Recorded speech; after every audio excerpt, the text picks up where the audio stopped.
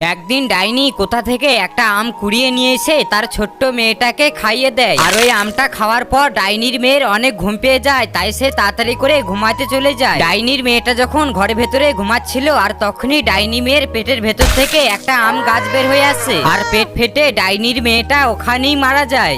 একদিন ডাইনি তার ছোট্ট মেয়েটাকে এক ঝুড়ি আম খেতে দেয় আর ডাইনির মেয়েটা ওই আম খেতে খেতে একটা আম আঠি সমেত খেয়ে নেয়। আর খাওয়ার সাথে সাথে ডাইনির মেয়েটার প্রচন্ড পেটে ব্যথা করতে লাগে। আর ঠিক তখনই ডাইনি দেখতে পায় তার মেয়ের পেট ফেটে একটা আম গাছ বের হয়ে আসে আর ডাইনির মেয়েটা ছটফট করে ওখানেই মারা যায়। একদিন ডাইনির মেয়ে একটা খেলনা গাড়ি নিয়ে রাস্তাতে খেলছিল আর তখনই সামনের দিক থেকে একটা বাস দুরন্ত গতিতে ছুটে আসছিল। আর তখনই টুনি পাখি তাড়াতাড়ি করে ডাইনির মেয়ের কাছে আসে আর ডাইনির মেয়েকে ওখান থেকে বাঁচিয়ে নেয়। এরপর ডাইনির মেয়ে টুনি পাখিকে বলে, টুনি আন্টি, তুমি আমাকে বাঁচিয়ে আবার নতুন জীবন দিয়েছো, কিন্তু আমার কাছে দেবার মতন তোমাকে কিছুই নেই, কিন্তু আমার বন্ধুরা আছে, তোমার জন্য লাইক আর সাবস্ক্রাইব করে দেবে।